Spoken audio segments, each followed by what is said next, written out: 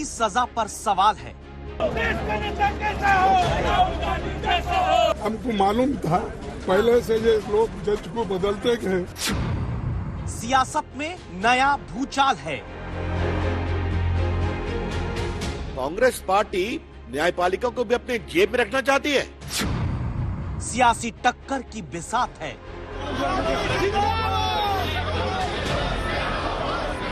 आवाज को रोकना, बंद करना, डराना, धमकाना, ये प्रक्रिया ये सरकार भिन्न भिन्न रूप से कर रही है।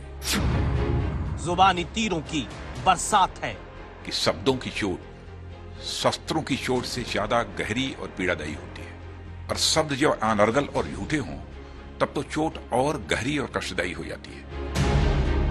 इंकलाब जिंदाबाद।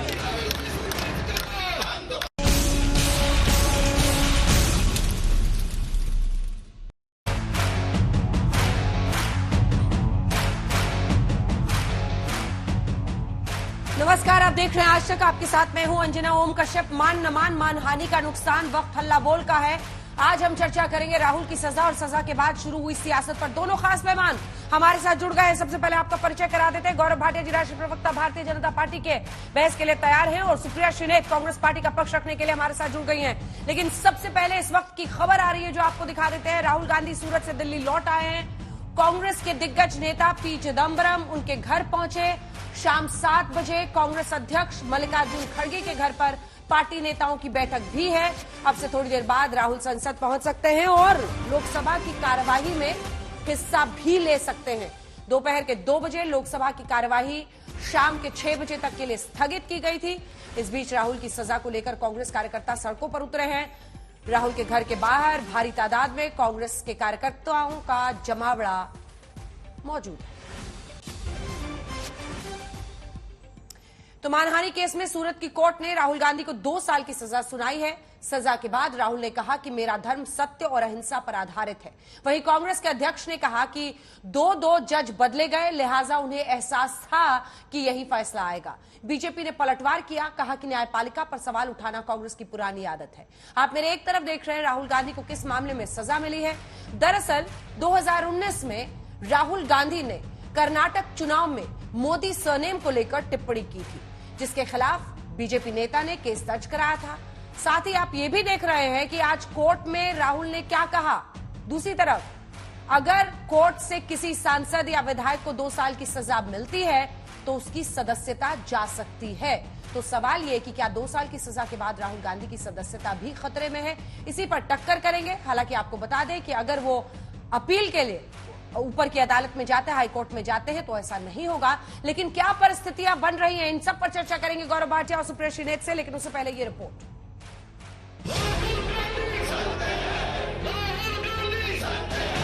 कांग्रेस की नाराजगी बढ़ गई है। अडानी को लेकर सड़कों पर उतरी पार्टी के कार्यकर्ता अब राहुल गांधी की सजा पर भी सवाल खड़े कर रहे हैं।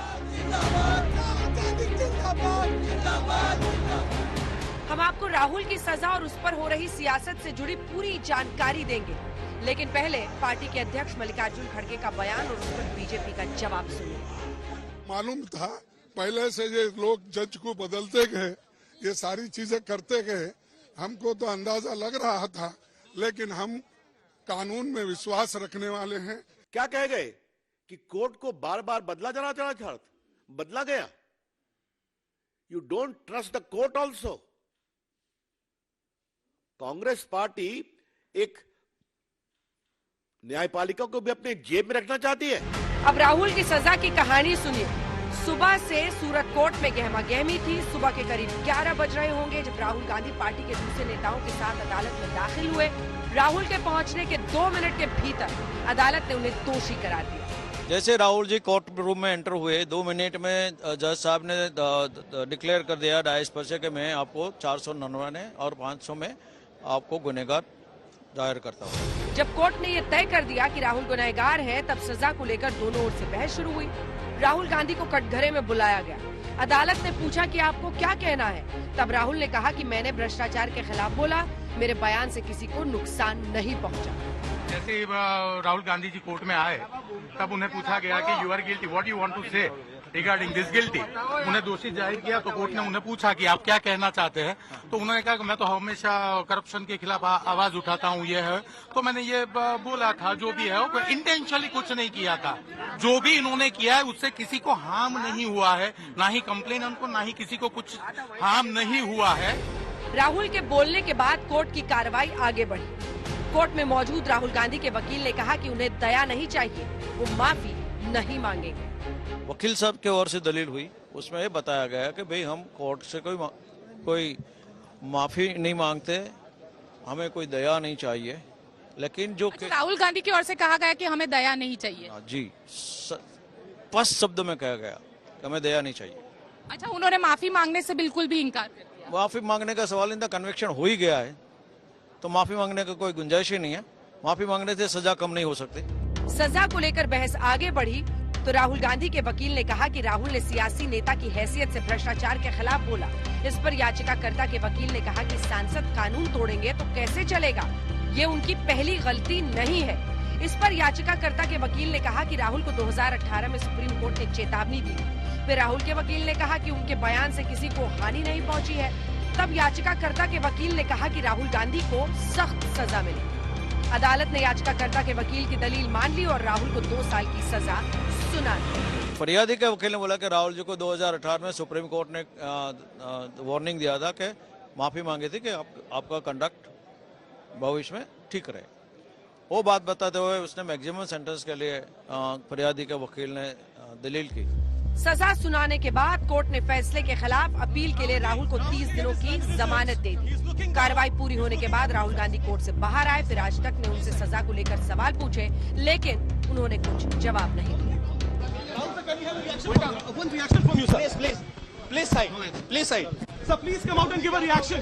सूरत कोर्ट के फैसले के बाद राहुल गांधी ने ट्वीट किया और लिखा, मेरा धर्म सत्य और अहिंसा पर आधारित है। सत्य मेरा भगवान है, अहिंसा उसे पाने का साधन। महात्मा गांधी। क्या सत्य और अहिंसा में विश्वास करना लोगों को अपमानित करना है?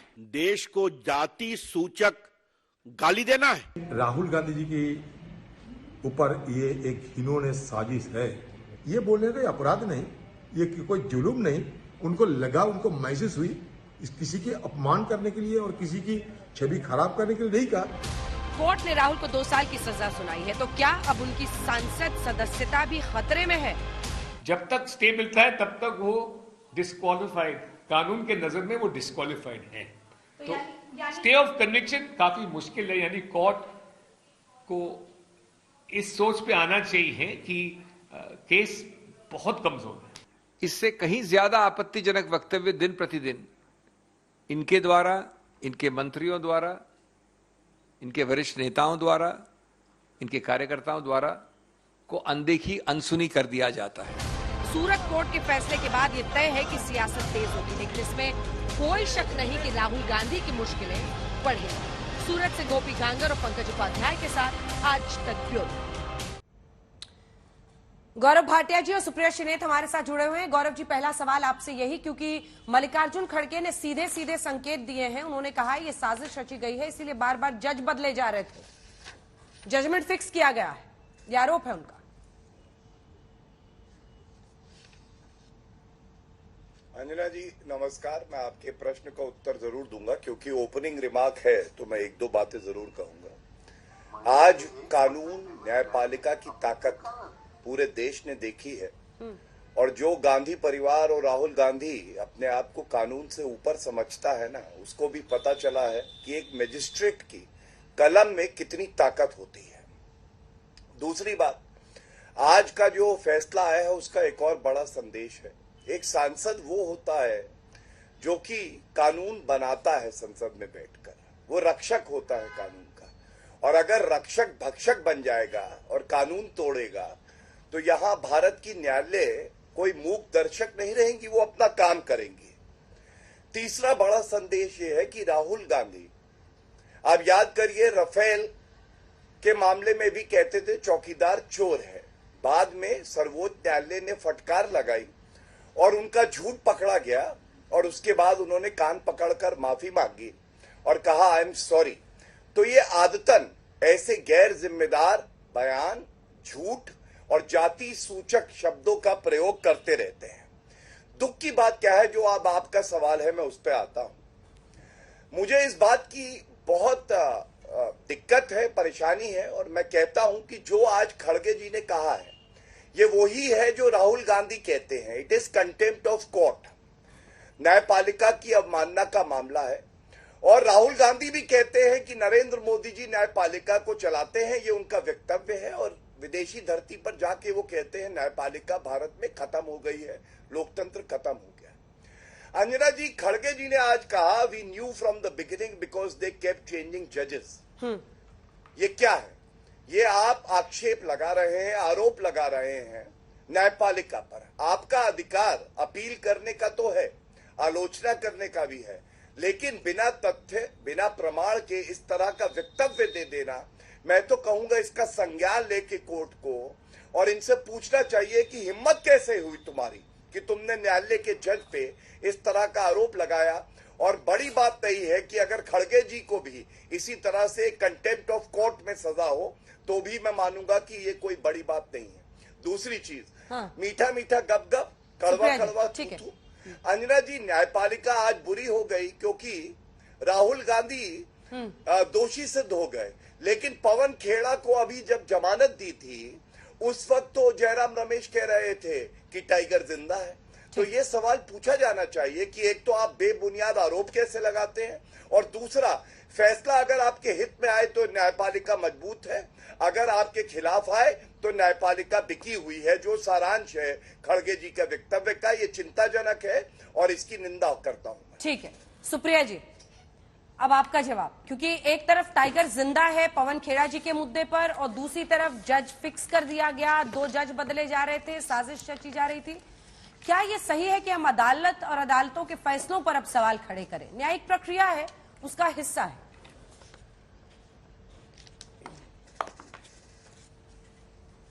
नहीं, इससे पहले कि आपके सवाल का मैं जवाब दूं, मैं पहले अपना ओपनिंग वक्तव्य बोलना चाहती हूं। मैंने राष्ट्र के नाम एक संदेश सुना। यहां राहुल गांधी जी क्या कर रहे थे, उनको किस बात की सजा मिली है, उनको किस बात के आक्षेप लग रहे हैं, उनकी सदस्यता पर खतरा जो ये कह रहे हैं मंडरा रहा है, किस बात पर मंडरा रहा है?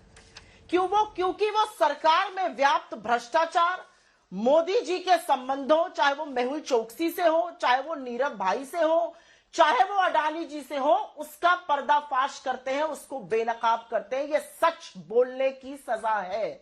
मेरे लिए इसमें जरा सा भी संशय नहीं है, क्योंकि असलियत यह है जब जब राहुल गांधी जी ने खड़े होकर सच बोला है तो पूरी सरकार हमलावर रही है, फिर चाहे सदन को ही म्यूट क्यों ना करना पड़ जाए। सारी सरकार कहती थी राहुल गांधी आए सदन में बोले, राहुल गांधी ने सदन में बोलने का टाइम मांगा, सदन ही नहीं चलने देंगे, राहुल गांधी को बोलने का टाइम नहीं देंगे। और राहुल गांधी ने जब प्रेस वार्ता करी थी और कहा था मेरा मौलिक अधिकार है, पहले मैं सदन में बोलूंगा, उस दिन उन्होंने एक बात और कही थी, Indian democracy is at test. Bharat के लोकतंत्र का परीक्षण है ये, इसका इम्तिहान है। और मुझे दुख से कहना पड़ता है कि भारत का लोकतंत्र फेल हो रहा है, क्योंकि जो राहुल गांधी जी का वक्तव्य है 26 सेकंड का, 30 मिनट की उनकी स्पीच थी कर्नाटक में। वो जनप्रतिनिधि हैं, उन्होंने लोगों के मुद्दे, महंगाई, बेरोजगारी, आर्थिक असमानता, भ्रष्टाचार पर लगातार बोला कोलर कर्नाटक में। 26 सेकंड का उनका वक्तव्य था और उस पर उन्होंने बोला कि क्या नीरव मोदी और क्या ललित मोदी और क्या नरेंद्र मोदी, उन्होंने सवाल पूछा, उसकी उनको सजा मिल रही है। क्या एक जनप्रतिनिधि होकर आप सरकार में व्याप्त भ्रष्टाचार पर सवाल नहीं पूछेंगे? क्या यह सवाल पूछना नहीं बनता है कि अडानी के नाम पर सदन को गिरवी क्यों रखा गया है? क्या यह सवाल नहीं बनेगा कि मेहुल चोकसी, मेहुल भाई मोदी जी के को वापस लाने का क्या इंतजाम है जब रेड कॉर्नर नोटिस इशू हटा दिया गया है? मेरा सिर्फ एक छोटी सी बात कह के मैं अपनी बात समाप्त करती हूं। 4 चीजें होती हैं मानहानि के लिए, और अभिषेक मनु सिंघवी जी से तो बेहतर वकील मेरे ख्याल से अभी हिंदुस्तान में नहीं है, और उन्होंने उन 4 चीजों के बारे में बड़े तल्लीनता से और बहुत डिटेल में बोला है। मैं उसको संक्षेप में बोल देती हूं। उन्होंने पहली बात यह कही है कि पुलिस का इन्वेस्टिगेशन ही नहीं हुआ इस तमाम वाकयात को लेकर, इस वक्तव्य को लेकर। यह चुनाव के बारे में बोला गया था, आपको पता है पुलिस LIU IB वहां पर विश्लेषण करती है। दूसरा, जो लोकस स्टैंड आए हैं, पूर्णेश मोदी जो इसमें कंप्लेनेंट हैं, जो या मंत्री हैं या एमएलए हैं अब तो भाजपा की सरकार में, उनका कोई लोकस स्टैंड आई नहीं है, क्योंकि उनके खिलाफ तो बोला ही नहीं गया था। नीरव मोदी कोर्ट जाते, ललित मोदी कोर्ट जाते, नरेंद्र मोदी कोर्ट जाते, पूर्णेश मोदी कोर्ट गए। तीसरा और बहुत इंपॉर्टेंट बात यह है कि राहुल गांधी जी ने अपने बात में, और यह बात मैं सुनाना चाहती हूं 26 सेकंड की, उन्होंने साफ तौर से उसमें यह कहा कि ऐसा क्यों है कि नीरव मोदी, ललित मोदी, नरेंद्र मोदी सबका सरनेम एक है, इन सबका सरनेम मोदी क्यों है? यह स्टेटमेंट नहीं था, यह सवाल था। और चौथा और अंतिम बात जिसका आपने मुझसे डायरेक्ट सवाल पूछा, जिसके पीछे भारतीय जनता पार्टी छुपना चाहती है, ये कोई जाति सूचक बात नहीं है, ये कोई अवमानना नहीं है, ये असलियत है। भ्रष्टाचारियों के बारे में अगर आप बोलिएगा तो मोदी जी को दिक्कत होगी। और दिक्कत की तलब बात यह है कि एक्स मजिस्ट्रेट, जिनका मैं नाम नहीं लेना चाहती हूं, वो ये कोर्ट केस सुन रहे थे, फाइनल आर्ग्यूमेंट्स तक बात आ गई और उसके बाद उनको रातों रात उसमें से हटा लिया गया। उसी दौरान पूर्णेश मोदी, ये सूरत की अदालत में मामला चल रहा है, पूर्णेश मोदी अहमदाबाद हाईकोर्ट जाते हैं और कहते हैं सूरत की अदालत में जो मामला चल रहा है उस पर स्टे लग जाए। मजिस्ट्रेट हट गए, फाइनल आर्ग्यूमेंट्स का टाइम था, दूसरे मजिस्ट्रेट आए, उन्होंने अपना स्टे की एप्लीकेशन वापस कर ली, विड्रॉ कर ली। क्या ये मिस्टीरियस सर्कमस्टांसेस नहीं है? मैं कोर्ट का पूरा सम्मान करती हूं, जो न्याय संगत होगा हम वो करेंगे, लेकिन मेरे अध्यक्ष ने जो बात बोली है उसकी असलियत यह है कि कंप्लेनेंट ने अहमदाबाद हाईकोर्ट में स्टे एप्लीकेशन दी, जब जज बदल गया तो वो स्टे एप्लीकेशन विड्रॉ हो गई। ऐसा क्यों हुआ? ये सारा मामला सिर्फ और सिर्फ मोदी जी के भ्रष्टाचार को, उनके मित्रों को, उनको बेनकाब करने का है, लेकिन इससे कोई डरने वाला नहीं है। आप मुगालते में हैं। ठीक, गौरव जी, दो तीन बातें जो है कि पूर्णेश मोदी इसमें कंप्लेनेंट बने, जबकि उनके खिलाफ नहीं बोला गया था। वहां से मामला आगे बढ़ते हुए स्टे और स्टे का हट जाना जब केस आगे बढ़ा। मैं उत्तर दे देता हूं। बिल्कुल, धन्यवाद। अंजना जी, पहली बात, मैंने जब सवाल पूछा, मैंने पूछा कि खड़गे जी का देखिए वक्तव्य यहाँ पे है, और उन्होंने कहा we knew from the beginning because they kept changing जजेस। ये आलोचना नहीं है, ये मासूमियत नहीं है खड़गे जी की, ये आरोप लगाया गया है, आक्षेप है। और अगर आक्षेप कोई लगाता है तो तथ्य और प्रमाण होने चाहिए, वरना ये कंटेम्प्ट ऑफ कोर्ट का मामला बनता है। और इसीलिए मैंने कहा मीठा मीठा गप गप, कड़वा कड़वा थू थू, टाइगर जिंदा है। लेकिन आज जुडिशरी करप्ट हो गई क्योंकि एक फैसला राहुल गांधी के खिलाफ आ गया। इन्होंने कोई उत्तर नहीं दिया, लेकिन इन्होंने सही कहा। अभिषेक मनु सिंघवी जी बहुत ही प्रतिष्ठित वकील है, मेरे साथी है, वो भी एक वरिष्ठ अधिवक्ता है और मैं भी एक वरिष्ठ अधिवक्ता हूं। सर्वोच्च न्यायालय से ही मैं जो है वरिष्ठ अधिवक्ता बना हूं। मैं ज्ञान देता हूं यहाँ पे इनको। इन्होंने कहा, अभिषेक मनु सिंघवी ने कहा, आपको मालूम है मैं अपने हाथ में सुप्रीम कोर्ट का एक जजमेंट है और मैं समझाता हूं, जब सिविल कंप्लेंट डेफेमेशन की होती है तो उस व्यक्ति को करनी होती है जो दावा करता है मानहानि का, और वो क्लेम करता है कि मुझे कॉम्पनसेशन इतना मिले। क्रिमिनल कंप्लेंट में, और ये देखें, सीआरपीसी भी प्रिस्क्राइब करती है, सेक्शन 199 है, और सुप्रीम कोर्ट ने कहा है कि कोई भी व्यक्ति जिसको ये लगता है कि उसकी भावनाएं आहत हुई हैं क्योंकि मानहानि हुई है, उसके पास लोकस होगा।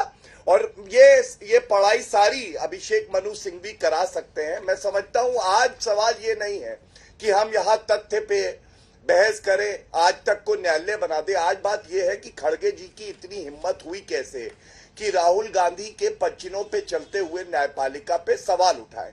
और राहुल गांधी ने भी इससे पहले ये कहा है कि मोदी जी देश की न्यायपालिका चला रहे हैं। ये पहली बात। दूसरी, इनके मुंह से आपत्तिजनक शब्द निकले जो अपने आप में डेफेमेशन की परिधि पे आते हैं। इन्होंने कहा नरेंद्र मोदी जी जो कि प्रधानमंत्री हैं उनके संबंध है, और इन्होंने 2-3 नाम जो है गिना दिए। मैं पहले तो आपत्ति दर्ज करता हूं।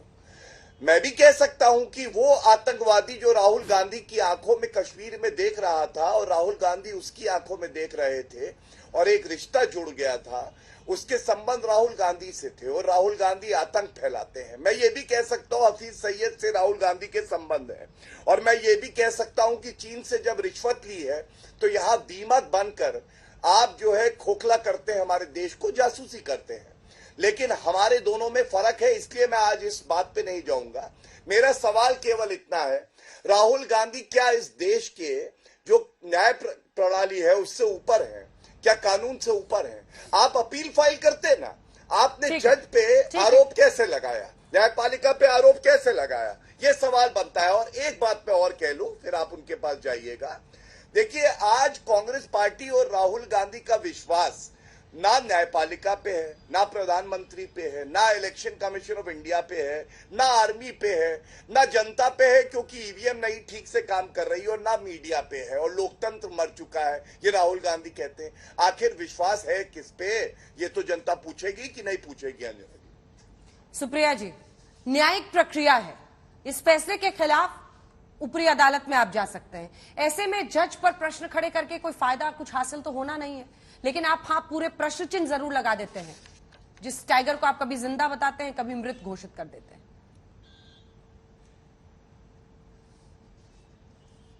नहीं, बिल्कुल भी नहीं।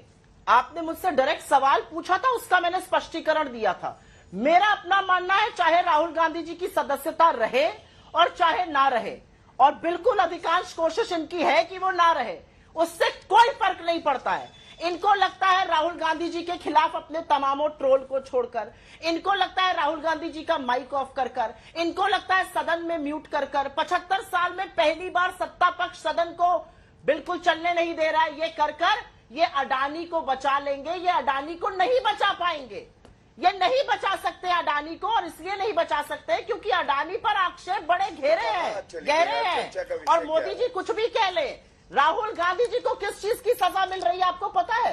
राहुल गांधी जी को सजा आज या कभी और या इससे पहले या आक्षेप इसलिए मिल रही है क्योंकि राहुल गांधी जी ने 4 सवाल पूछे हैं। 609 नंबर से 2 नंबर पे आया, क्या रिश्ता है आपका अडानी से? उन्होंने सवाल पूछा है एसबीआई और एलआईसी ने 80,000 करोड़ रुपए से ज्यादा क्यों डाले। उन्होंने सवाल पूछा है कि अपने साथ विदेश लेकर घूमते थे, कॉन्ट्रैक्ट दिलाते थे, क्या ये आपकी विदेश नीति है? उन्होंने सवाल पूछा कि 14,000 करोड़ निकालकर शपथ लगाकर मेहुल भाई और नीरव मोदी भाग गए। लुकआउट नोटिस तो आपने हटाया था विजय माल्या के खिलाफ, आपके क्या रिश्ते हैं? और मेहुल भाई, हफीज सईद को रिहा करने वाले आप लोग और हमसे सवाल पूछेंगे, पठानकोट में आईएसआई बुलाने वाले आप लोग हमसे सवाल पूछेगा किसने रिहा किया था हफीज सईद को। और दूसरी, मैं एक छोटी सी बात और छोटी सी क्लिप दिखा देती हूँ। ये मेरे शब्द नहीं है, मेहुल भाई कोई मेरे भाई थोड़ी है, मेहुल भाई जिसके भाई हैं उन्हीं के मुंह से उनके शब्द सुन लीजिए, ये मेरे शब्द बिल्कुल नहीं है, सुना दे रहे हैं। शोरूम होगा, हमारे मेहुल भाई यहाँ बैठे हैं। मेहुल भाई यहाँ बैठे हैं, ये कौन कह रहा है? ये प्रधानमंत्री मोदी कह रहे हैं, मेरे शब्द नहीं है। किसी को भाई कहते हुए सुना है? लेकिन मेहुल भाई है जिनके खिलाफ इंटरपोल की अभी रेड कॉर्नर नोटिस विड्रॉ हुई है। मोदी जी को देश को बताना था कि कैसे आप उनको वापस लाएंगे, तो उनके बददिमाग प्रवक्ता जो कहते फिरते हैं। मैं तो पूछूंगी क्या रिश्ता है आपका अडानी से? और अडानी को बचाने के लिए आपने भारत की संसद को, भारत की मर्यादा को, भारत की गरिमा को गिरवी रख दिया है। राहुल गांधी को किस बात की सजा मिल रही है मुझे बताया जाए। राहुल जी ने तो ऐसा कुछ नहीं कहा है। और प्रत्यक्षम किम प्रमाणम, सुन लीजिए 26 सेकंड की बाइट, ये सुननी जरूरी भी है। कहते हैं काले धन के खिलाफ लड़ाई, आपको धूप में बैंक की लाइन के सामने खड़ा करते हैं, आपके जेब में से पैसा निकाल के बैंक में डालते हैं, और फिर आपको पता लगता है कि आप ही का पैसा नीरव मोदी उठा के भाग गया। 35,000 करोड़ रुपए आपकी जेब से निकालकर उसकी जेब में। मेहुल चोकसी, ललित मोदी।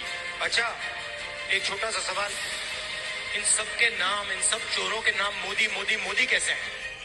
नीरव मोदी और ललित मोदी को चोर कहने पर इतनी आपत्ति आगे भी सुप्रिया जी उन्होंने बोला है, आप एक ये बात बताइए। ठीक है, क्योंकि आपने इतना हिस्सा चला दिया है तो हम अपने दर्शकों को सुना देते हैं पूरी बात, जिसको लेकर ये केस कोर्ट में चला है और जिसके बाद कोर्ट ने ये सजा सुनाई है। सुना दीजिए। एक छोटा सा सवाल, इन सब के नाम, इन सब चोरों के नाम मोदी मोदी मोदी कैसे हैं? ललित मोदी, नरेंद्र मोदी, और अभी थोड़ा ढूंढेंगे तो और बहुत सारे मोदी निकलेंगे। और इसी वजह से पूर्णेश मोदी गए थे कि अभी ढूंढेंगे तो और भी बहुत सारे मोदी निकलेंगे, ये बात थी सुप्रिया जी।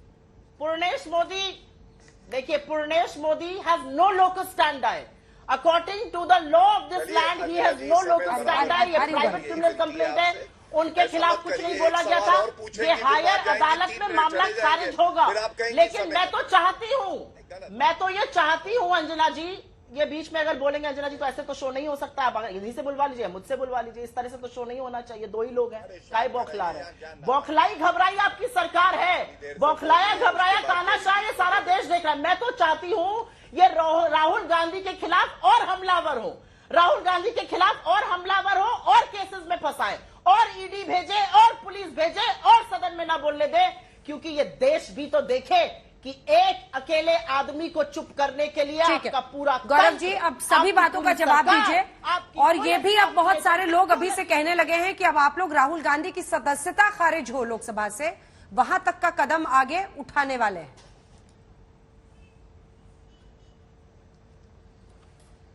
देखिए अंजना जी, सदस्यता का क्या होगा, भारत में कानून है, वो एक प्रक्रिया है, उस पर मैं टिप्पणी नहीं करूंगा। लेकिन एक बात जरूर आज तक पे बड़ी जिम्मेदारी से कहूंगा, जो चाल चलन, चरित्र, जो वक्तव्य राहुल गांधी के हैं, 2024 में इनकी सदस्यता जाएगी जरूर। अगर वायनाड से लड़ेंगे तो वहां से भी हारेंगे और अमेठी से तो हार ही चुके हैं।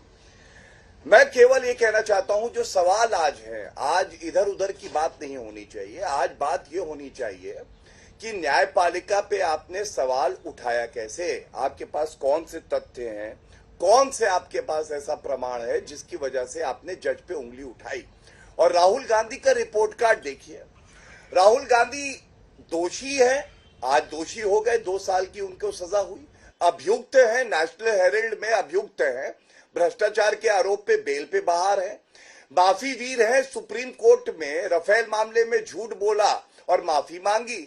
और उसके अलावा हम सब जानते हैं कि झूठे भी हैं, क्योंकि विदेशी धरती पे जाके कहते हैं कि प्रधानमंत्री ने कहा है कि सिख और मुसलमान जो हैं ये द्वैम श्रेणी के नागरिक हैं। अब मैं इनसे अभी चुनौती दूंगा तो ये भाग खड़ी होंगी। और अंजना जी, आपको चाहिए था कि जब इन्होंने बोला बददिमाग प्रवक्ता, तो आपको रोकना चाहिए था। इनके गले में मुझे कुछ पट्टा दिखाई दे रहा है, हो सकता है कांग्रेस पार्टी पिद्दी की तरह इनके गले में भी एक पट्टा पहना के इनको भेजती हो। लेकिन चर्चा का स्तर गिराने में अगर किसी को महारत हासिल है तो इनको हासिल है। सवाल जो पूछे जाएंगे उसका उत्तर नहीं देंगे। वरना आप मुझे ये बताइए, राहुल गांधी झूठ क्यों बोलते हैं? वो कहते हैं कि कैम्ब्रिज में तो मैं बोल पाया, मैं भारत में नहीं बोल पाता। विश्वविद्यालय में, जेएनयू में भारत तेरे टुकड़े होंगे के नारे लग रहे थे, राहुल गांधी खड़े थे वहां पे। पुणे गए, बैंगलोर गए, दिल्ली गए, विश्वविद्यालय की नहीं गए। झूठ नंबर 1।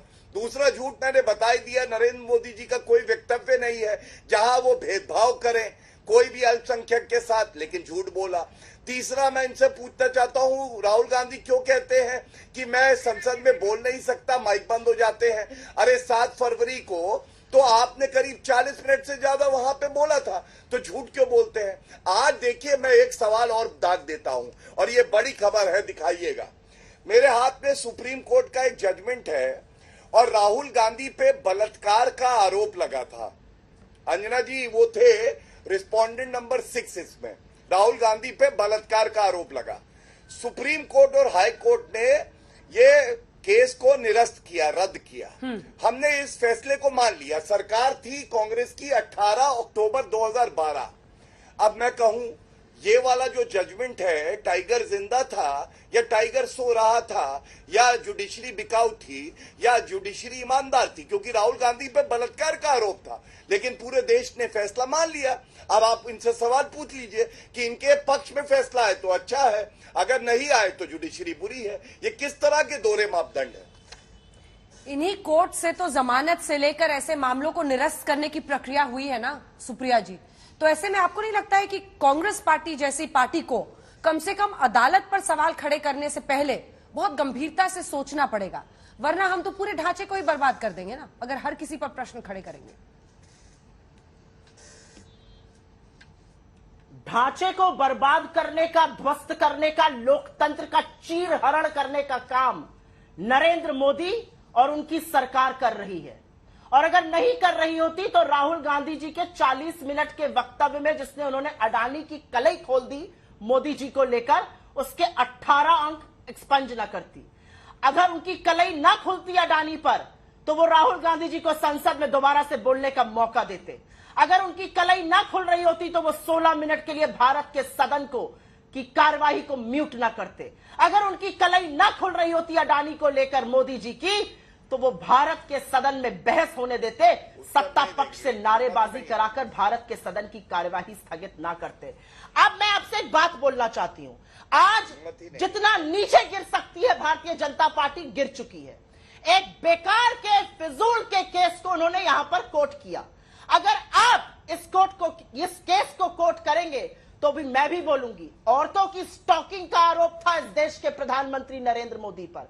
क्या इशरत जहां और क्या बाकी औरतें, उस केस में वो भी आरोपी थे, ये भूलिएगा मत। और जब फैसला आया तो इस देश ने माना उसको, ये याद रखिएगा। अगर आप मिट्टी और लांछन लगाएंगे तो आपके गिरेबा में कंकाल भरे हुए हैं, एक एक खींचकर वापस लाया जाएगा। औरतों की स्टॉकिंग का आरोप इस देश के प्रधानमंत्री पर था, उन औरतों की हत्या भी हुई। ये आरोप से प्रधानमंत्री ग्रसित थे, इस बात से कोई नकार नहीं सकता है। ठीक है, इसका जवाब दे दीजिएगा। जहां आप ले जाएंगे वहीं पर आपको हम बहस करते हुए नजर आएंगे। बीच में मत बोलिए, मैं आपके 3.5 मिनट के वक्तव्य में बीच में नहीं बोली थी। मैं सिंपल सी बात कहती हूं, नरेंद्र मोदी अडानी के नाम से घबराते क्यों हैं, डरते क्यों हैं, कांपते क्यों हैं, ये सवाल है। अगर ये लगातार आप बोलेंगे अंजना जी, नहीं, वो लगातार नहीं बोल रहे हैं, चूंकि आपने प्रधानमंत्री का जिक्र किया, उस पर वो जवाब देना चाहते हैं। आपने अपनी बात कह ली है, अब सुप्रिया जी एक बार उनको जवाब देने दीजिए। वो राहुल जी पर बोल रहे थे, मैं चुप रही थी। वो राहुल जी पर बोल रहे थे, मैं चुप रही थी, मैंने अपने टर्न का इंतजार किया था। ठीक है, देखिए याद रखिएगा ये बात, अगर संसदीय गरिमा आप बरकरार रखिएगा तो लोग देख रहे हैं, नहीं रखिए। मैं तो चाहती हूँ राहुल गांधी के ऊपर और आरोप लगाए, जितने लगाएंगे आपका मुखौटा खींच खींच कर बेनकाब देश। ठीक है, अब जवाब सुनिए। गौरव जी बोलिए, गौरव जी बोलिए। सुनिए, चलिए। देखिए अंजना जी, मैं इनको याद दिलाता हूं, जुडिशरी से खिलवाड़ करना कांग्रेस पार्टी का पुराना शौक रहा है। इंदिरा गांधी, उन्होंने खुद ही कहा था मैं कमिटेड जुडिशरी चाहती हूं, पहला तथ्य। दूसरा तथ्य, आपको मालूम है आजाद भारत में केवल 2 बार ऐसा हुआ है जब संविधान और लोकतंत्र का गला घोट दिया गया है और सुप्रीम कोर्ट का मुख्य न्यायाधीश वो व्यक्ति बनता है जो सीनियर मोस्ट जज होता है। 2 बार जूनियर जजेस को सुपरसीड करा के चीफ जस्टिस ऑफ इंडिया बनाया गया, वो इंदिरा गांधी ने बनाया। तीसरा, इन्होंने नरेंद्र मोदी जी पे आरोप लगाए। मैं तो जजमेंट लेके आया हूं जिसमें आरोपी जो है वो राहुल गांधी थे और मैंने बिल्कुल प्रमाण के साथ दिखाया कि बलात्कार का पुराने केसेस पर जाकर एक दूसरे पर कीचड़ उछालने की जरूरत नहीं है। आज वाले केस पे स्टिक करते हैं सर, क्योंकि अनंत है ये बहस। गौरव जी, मेरा प्रश्न सुनिए, मेरा प्रश्न सुनिए। आपने वो पॉइंट अपना रख दिया, अब मेरा प्रश्न सुनिए। मेरा सवाल आपसे ये है कि क्या आपको एहसास है कि एक ऐसा मौका है जिसको तमाम विपक्षी पार्टियां भुना रही हैं? अरविंद केजरीवाल तक, आवाज नीचे कीजिए, अरविंद केजरीवाल तक जो अब तक राहुल गांधी कांग्रेस पार्टी से एक दूरी बनाकर रखते थे, वो भी खुल के समर्थन में आ रहे हैं। ऐसी तमाम पार्टियां लामबंद हो रही हैं और ये तस्वीर सामने रखी जा रही है कि आप लोग विच हंटिंग कर रहे हैं विपक्ष में मौजूद सभी नेताओं का।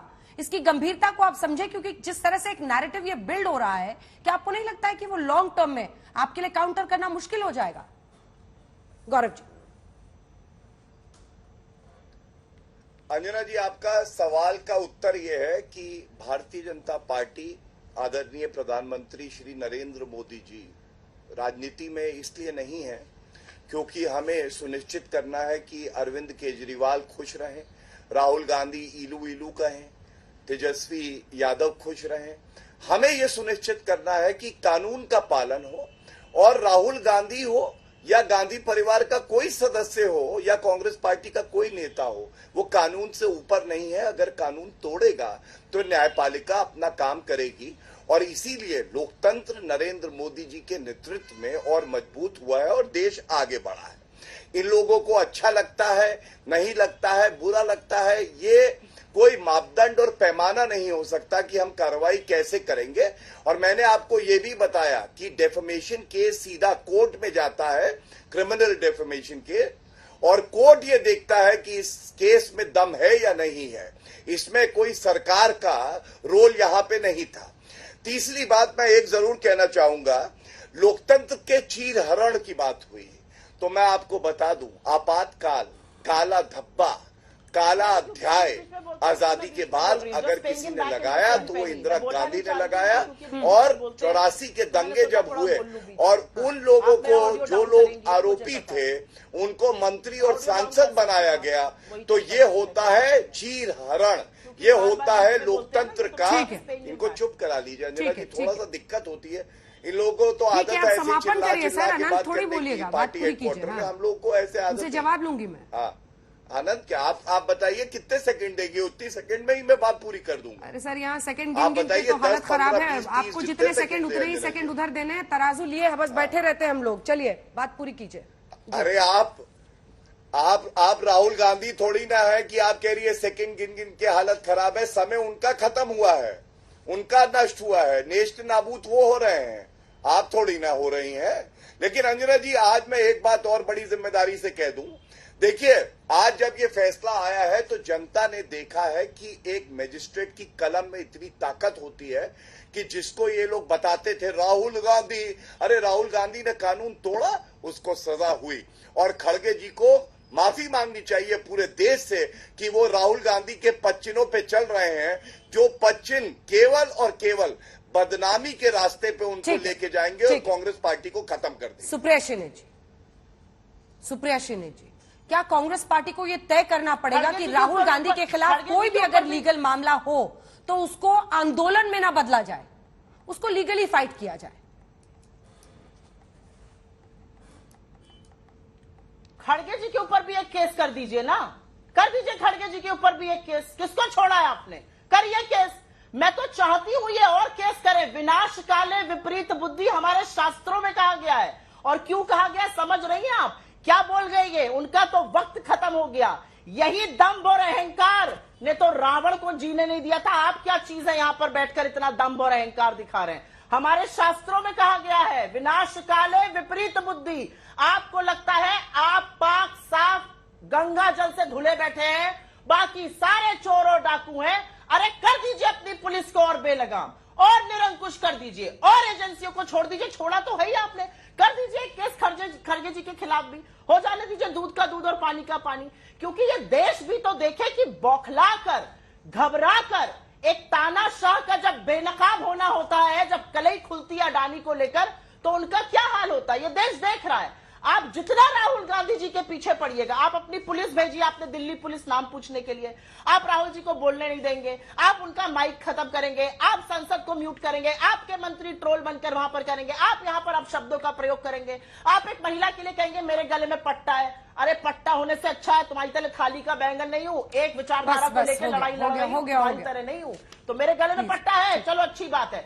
मैं सिर्फ एक बात कह रही हूं, तो आप कर दीजिए ये सब। इस देश को देखना जरूरी है कि ये असलियत है। और घबराकर बौखलाकर जब तानाशाह निर्णय लेता है तो ये निर्णय लेता है। अडानी को बचाने के लिए इस देश की सदन को गिरवी रखने का काम नरेंद्र मोदी और उनकी सरकार ने किया है। आप राहुल गांधी जी के ऊपर आक्षेप लगाते रहिए, हमें कोई फर्क नहीं पड़ता, क्योंकि वो और शिद्दत से और पुरजोर तरीके से ये लड़ाई लड़ेंगे। क्योंकि ये सच है कि चोर को चोर कहने के लिए सजा मिलेगी और चोर को साफ कहने के लिए मंत्री बनाया जाएगा। ये लोकतंत्र के चीरहरण पे एक शब्द बोल सकते हैं। मुख्य अभियुक्त नरसंहार के पिता को आपने वहां पर होम मिनिस्ट्री में रखा हुआ है। ये लोकतंत्र के चीरहरण में बोलने लायक है? क्या बात करते हैं? मतलब शब्दों जिसके बेटे की सजा हुई। एक मिनट, गौरव जी जवाब दीजिए। गौरव जी जवाब दीजिए, सभी आरोपों का जवाब दीजिए। 10 सेकंड। नो, ठीक है, 10 सेकंड ले लीजिए मैडम, ले लीजिए please. 1 second asking you for 10 second. मैं तो सिर्फ एक बात पूछ रही हूं और ये बात बोलनी जरूरी है। शब्दों की मर्यादा की भारतीय जनता पार्टी बात करेगी।